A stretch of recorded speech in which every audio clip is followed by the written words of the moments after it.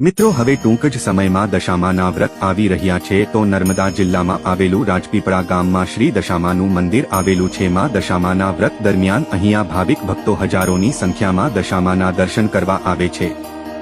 તો મિત્રો પહેલા અહીંયાના ઇતિહાસ વિશે વાત કરીએ તો થોડા વર્ષ પહેલા નાની ઉંમરે યુવી ભાઈથી દશામાના વ્રતનો ઉપવાસ તૂટી જાય છે ને રડવા લાગે છે ત્યારે દશામાં 8 થી 9 વર્ષની બાળકીનું રૂપ લઈને પ્રગટ થાય છે અને રડતા ચાના કરીને દર્શન આપે છે અને ત્યાર પછી અહીંયા દશામાનું મંદિર ઘરમાં જ બનાવવામાં આવ્યું.